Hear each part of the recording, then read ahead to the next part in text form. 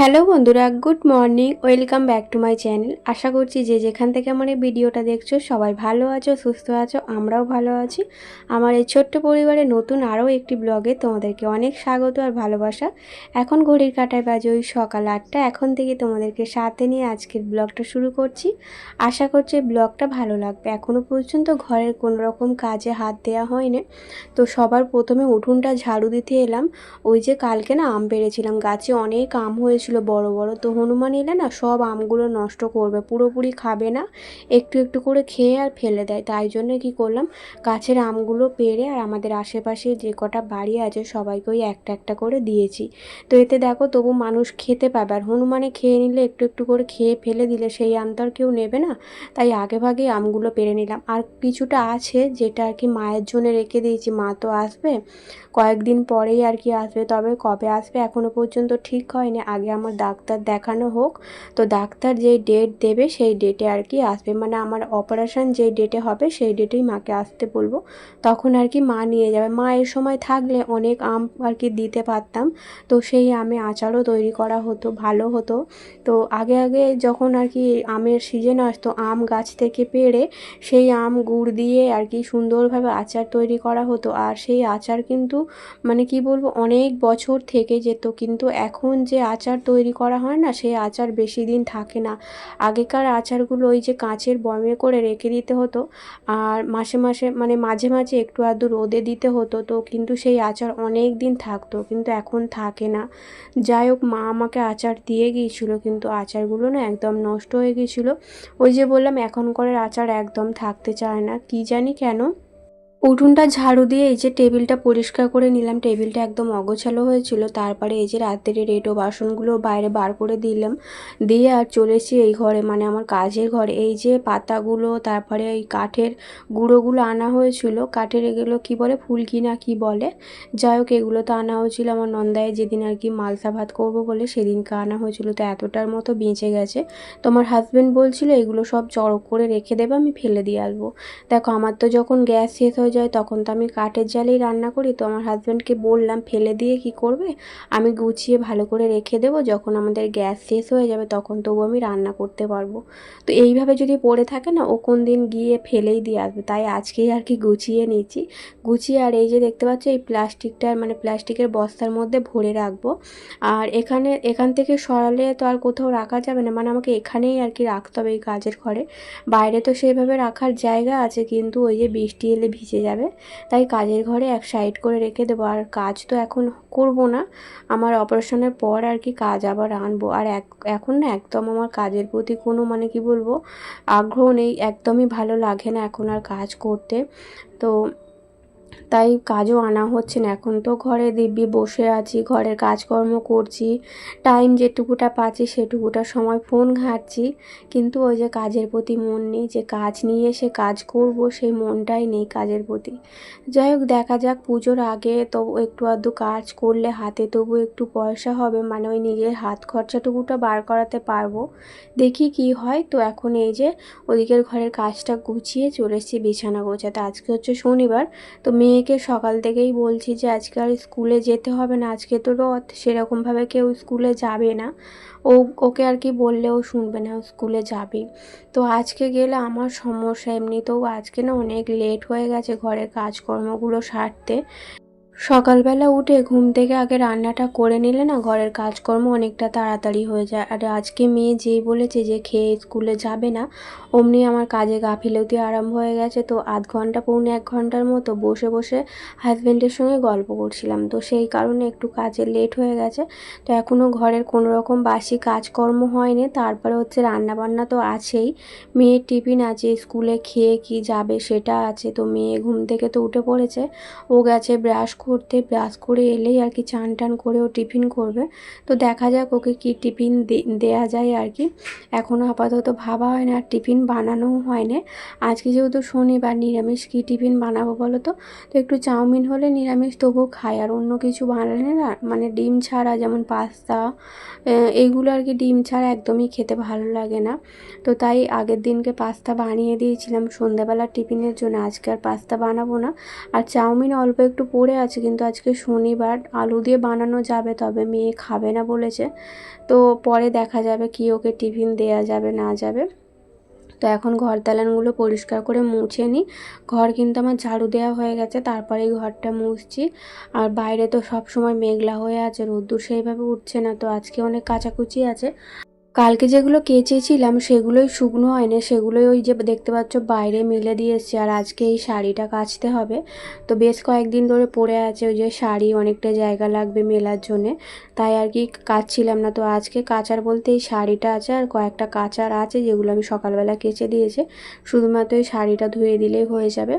তো বাসনপত্র তো সব মাজা হয়ে গেছে, কিন্তু গামলাটা না খালি করা পর্যন্ত বাসনগুলো উপর করতে পারবো না, তাই আবার গামলাটা খালি করে নিলাম। আর কালকে কি বানিয়েছিলাম জানো তো? কালকে বানিয়েছিলাম হচ্ছে ওই যে কি বলে ওটাকে, তোমাদের তো আগের দিন বললাম, মোগলাই বানিয়েছিলাম, চিকেন মোগলাই। তো বেশ ভালোই খেতে হয়েছিল। তো আমার মেয়ে বলছে, মা এর পরের বারতেই কিন্তু শুধু ডিম দিয়ে করবে না, চিকেন দিয়েই করবে, যতবার আর কি মোগলাই বানাবো ততবার যেন চিকেন দিয়েই করি। তো দেখা যাবে, কিন্তু অনেক সময় লাগে জানো তো এতগুলো মোগলাই বানাতে। আর আমার তো মানে বেলম চাকিতে বেলতে হয়, ছোট বেলম চাকি, তো একদম ছোট ছোট করে লেচি করে বেলতে হয়, তো অনেকগুলোই বানাতে হয়। দেখো বড় স্ল্যাব থাকলে সেখানে আর কি বড় করে বেলে নিই, লেচিটা বড় করে কেটে বড় করে বেলে নিই, একটা খেলেই পেট ভরে যাবে। কিন্তু ওই যে যেমন আর কি বেলম চাকি সেই অনুযায়ী আমাকে বেলতে হবে ছোট ছোট লেচি করে, তাই আর কি অনেকগুলো করে বানাতে হয়। যাই হোক, অনেকটা সময় লেগে গেছে, সন্ধ্যে থেকে আর কি আরম্ভ করেছিলাম, প্রায় 9টার মতো বেজে গিয়েছিলো। একটা একটা করে বানাতে, একটা একটা করে ভাজতে অনেক সময় লেগে গেছে। আর মোগলাই করতে গেলে না গ্যাসটা একদম স্লো করে দিয়ে ভাজতে হয়, নইলে কী হয় ভেতরে কাঁচা থেকে যায় আর বাইরে লাল হয়ে যায়। এইদিকে দেখো বাসনগুলো কিন্তু এর মধ্যে আমার মাজাও হয়ে গেছে, যেটা তোমাদের সঙ্গে শেয়ার করা হয়নি। অনেক বাসন ছিল যেগুলো মেজে আর গামলার মধ্যে উপর করে দিয়েছি। আর ওই যে কালকে আম পেড়েছিলাম, অনেক মানে পচা আম ওপর থেকে পড়েছিল, পচা বলতে ওই পাকা হলুদ আম, ভেতরে খারাপ বাইরের দিকে আর কি ভালো, সেই আমগুলো পড়ে গিয়ে থেতো হয়ে গেছিলো। তো সেখান থেকে এত মাছি মানে উঠোনে নামাই যাচ্ছে না, এত মাছি হয়েছে। তো সব উঠোনটা তবু যেখানে যেখানে পড়েছিল ধুয়ে দিয়েছি, পুরো উঠোনটা ধোয়া হয়নি। ভেবেছিলাম কি বলতো, যে বৃষ্টি আসবে উঠোনটা তো ধুয়েই যাবে, তাহলে আর আমাকে আলাদা করে ধুতে হবে না, সেই ভেবে আর ধুইনি। আর এদিকে দেখো একটু গরম জল বসাচ্ছি। ওই যে গামছাগুলো আছে আমার হাজব্যান্ডের, আমার মেয়ের যে গামছাগুলো আছে, এগুলো মাথায় তেল মাখা হয়, তো দেখবে গরম জলে না দিলে ভালো পরিষ্কার হয় না। এমনিই আমার মানে কি বলবো গামছা পরিষ্কারই, আমার গামছাতে আমি খুব একটা ব্যবহার করি না, তবে মাথায় যেদিন শ্যাম্পু দিই সেদিনকেই ব্যবহার করা হয়। আমার মেয়ে আমার হাজব্যান্ড ওরা একটু ব্যবহার করে, তো মাথায় তেল মাখে একটু তেল চিটে হয়, তো তাই জন্যে গামছাগুলো একটু গরম জলে ভিজিয়ে একদম পরিষ্কার চকচকে হয়ে গেছে গরম জলে দিতে, তো কেচে দিয়েছি। দিয়ে আমি চান করে নিলাম, নিয়ে পুজো করলাম। এবার যাব রান্নাঘরে রান্না করতে। আর মেয়েকে তো আজকে বলেছিলাম স্কুলে যেতে হবে না, ও কিন্তু আমার কথা শোনেনি, স্কুলে চলে গেছে। আর এদিকে দেখো আমার টেনশান হচ্ছে, কারণ রান্নাটা সময় মতো না করতে পারলে মেয়েকে আবার আনতে যেতে পারবো না। আজকে আমার হাজব্যান্ডের একদমই সময় হবে না, কোনো রকমে দিয়ে এসেছিলো, কিন্তু ও বলেছে যে আনতে যেতে পারবো না। তো আমি ওই চিন্তায় আর কি রান্নাটা বসাচ্ছি। আর মানে কি বলবো, রান্না বসাতে গিয়ে এটা সেটা ভুলেও যাচ্ছি, যে সময় মতো না রান্নাটা হলে মেয়েকে আনতে যেতে পারবো না। আর নইলে কি করতে হবে, অর্ধেকটা রান্না করে রেখে মেয়েকে আনতে যেতে হবে, আবার এসে করতে হবে। তো আজকে তো শনিবার, তো আজকে একটু তাড়াতাড়ি ছুটি হবে, ওই 1:45 1:30 দিক করে ছুটি হবে, তাই আর কি টেনশান হচ্ছে। এখন অনেকটা বেলা হয়ে গেছে, প্রায় 12টার মতো বাজে। আজকে সমস্ত ঘরের কাজকর্ম সেরে রান্না বসাতে অনেকটাই বেলা হয়ে গেছে। তো এদিকে ভাত মানে একদিকে ভাত আর একদিকে ডালটা সেদ্ধ বসিয়ে দিলাম। আর আজকে একদমই খাবার দাবার বলতে সিম্পল রান্না করব, ওই যে মুগের ডাল করব। আর এদিকে এই যে একটা আলু কাটছি, কালকে রাত্রিরে মটর ডাল ভিজিয়ে রেখেছিলাম, ওটা দিয়ে আর কি বড়া করব, আর এই একটা আলু দিয়ে ঝাল করব, আর মুগের ডাল। এই হচ্ছে আজকে রান্না বান্না। সবজি আছে, তো সবজি আজকে আর কিছু করব না, সবজি বলতে ওই কাঁকরোল আছে, আর কিছু নেই। তো এমনিতেও দেরি হয়ে গেছে, তাই আর বেশি কিছু ঝামেলা করছি না। যখন আলুটা কাটছি তখনই ভাবছি আর কি মনে মনে যে একটু আলু ভাজা হলে ভালো হতো, কিন্তু সময় নেই জানো তো, একদমই সময় নেই।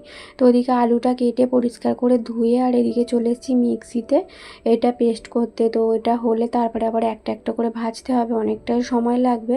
তো এমনি ডাল পোস্ত করতে বেশি সময় লাগে না, তবে এইসব করতে গেলে না একটু সময় লাগে। আর মুগের ডাল আর পোস্ত আর খেতে ভালো লাগে না, প্রায় সময় তো করা হয়, মানে প্রতি শনিবারই বলতে গেলে প্রায় বেশিরভাগ শনিবার করা হয়। তাই আজকে একটু ডাল ভিজিয়েছিলাম, আজকে না কালকে ভিজিয়েছিলাম।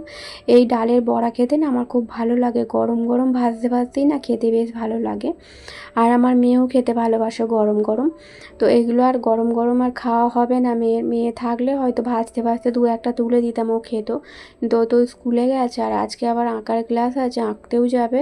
আজকে আমি একটু রেস্ট পাবো না, ওই যে মানে খাওয়া দাওয়া করে উঠতে উঠতে আমার প্রায় 3টে সাড়ে 3টে বেজে যাবে। তারপরে আবার পৌনে 4টের দিক করে মেয়েকে দিতে যেতে হবে। তো এই হচ্ছে আমার সমস্যা, আজকে প্রচুর খাটুনি হয়ে গেছে, একদম রেস্ট পাইনি। তো যেদিনকেই বেলায় রান্না হয় না সেদিনকেই আমার সমস্ত কাজে লেট হয়ে যায়। মানে কি বলবো, ওই যে সকালবেলা ভাবি যে আজকে তো বেলায় রান্না, অত তাড়াহুড়ো করার দরকার নেই। আর সেই ফাঁকে কী করি, হাজব্যান্ডের সঙ্গে বসে বসে গল্প করি, এতেই আর কি আমার দেরি হয়ে যায়। আর এদিকে দেখো একটুখানি চাল ছিল বলতে এই চালটাই আমার রোজকার ব্যবহার হয়, মানে এটা দিয়েই আর কি রান্না হয়। আর এইবারে দেখছি না চালে ছোট ছোট পোকা লেগে গেছে, কোনো বারে কিন্তু আমাদের চালে পোকা হয় না। তো আজকে দেখছি চালটায় পোকা লেগেছে। তো বারে বারে যখনই চাল মানে রান্না করার জন্য বার করাচ্ছি, চাল বেছে তবে রান্না বসাতে হচ্ছে। তো আজকে ভাবলাম রোদ্দুর উঠুক আর না উঠুক, তো মন্দিরটাতে একটা কাগজ বিছিয়ে ওর ওপর চালগুলো আর কি মেলে দিয়েছি, এতে কী হয় বলো তো, পোকাগুলো না পালিয়ে যায়। আর এই চালের বালতিটাও একটু পরিষ্কার করে মেজে নিচ্ছি, চাল রাখার না সেরকম কোনো আমার ডাম নেই, তাই এই বড় বালতিটাতেই রাখতে হয়। আর এই বালতিটা আমি পেয়েছিলাম আমার বউ ভাতেতে। যাই হোক, আমাদের পাশের বাড়ি যখন বটতলায় থাকতাম ওখানকার একটা কাকিমা আর কি দিয়েছিল। তো এটা ওই শুধুমাত্র চাল রাখার এতেই ব্যবহার করা হয়। আর চালটাও না শেষ হয়ে গেছে, অল্প একটু চাল পড়ে আছে। তো হাজব্যান্ডকে আজকে বললাম চাল আনার জন্যে। তো হাজব্যান্ড বললো কি শেষ হলে তারপরে আনবার, দেখবে যেদিন শেষ হয়ে যাবে সেদিন আমার খেয়ালই থাকবে না, রান্না করার সময় দেখবো যে চাল শেষ। এই হয় আমার বারে বারে, তো যখন বলি তখন এনে দেয় না, তার 2-3 দিন পরে আনে। আর যখন একদম শেষ হয়ে যায় রান্না করার মতো, একদম এক কৌটোর মতো পড়ে থাকে, তখন ওই তাড়াহুড়ো করে আনতে যেতে হয়। তো যাই হোক, ওদিকে চালটা রোদ্দুরে দিয়ে আর চলে এসেছি এই যে বড়াগুলো একটা একটা করে ভাজতে। আর দেখুন ওদিকে তরকারিটা বসিয়ে দিয়েছি, মানে ওই আলু ভেজে সিম্পল আর কি রান্না, যেহেতু গুঁড়ো লঙ্কা আর হলুদ দিয়ে নুন দিয়ে একটু মশলাটা কষে নিয়ে আর জল ঢেলে দিয়ে এসেছি। আর এদিকে চালটা তুলে দিচ্ছি কেন বলো তো, ওই যে মেয়েকে আনতে যেতে হবে, এর মধ্যে যদি বৃষ্টি চলে আসে তো চালটা একদম ভিজে যাবে। তাই ভাবলাম তুলেই রাখি। আলুটা অল্প একটু সেদ্ধ হয়ে এসছে, এর মধ্যে বড়াগুলো দিয়ে দেবো। তো বড়াগুলোতে না অনেক জল টানে, মানে এই ঝোলটা যে দেখতে পাচ্ছ বড়াটা দিয়ে একটু চাপা দিয়ে রাখলে না পুরো শুকনো হয়ে যায় তরকারিটা, তাই একটু ঝোল থাকতে থাকতেই বড়াগুলো দিয়ে দিলাম। তো এরই মধ্যে কিন্তু মেয়েকে নিয়ে চলে এসেছি, মানে তরকারিটা কোনো রকমে হয়ে যেতে গ্যাসটা বন্ধ করে, মানে তরকারিটা ঢালারও সময় পাইনি, গ্যাসের মধ্যেই বসিয়ে রেখে চলে গেছিলাম। এসে ঢাললাম, গ্যাসটা পরিষ্কার করে মুছে তারপরে এই যে কয়েকটা জামা কাপড় যেগুলো কালকে তার আগের দিনের সব কটা শুকনো হয়ে গেছিলো, তো এগুলোই এখন ভাঁজ করছি। আর আমি ওই তরকারিটা বসিয়ে দিয়ে রেডি হচ্ছিলাম, রেডি হতে হতেই আমার হাজব্যান্ড বলছে যে তুমি আনতে চলে যাও। আমি মানে কি আমাকে আর কি নিয়ে যাবে বলেই বসেছিল, ও আর কি আর আসতে পারবে না, মানে আমাকে নিয়ে যেতে পারবে, আমাকে আর দিয়ে যেতে পারবে না, এই হচ্ছে ব্যাপারটা, মানে আমাকে না মেয়েকে।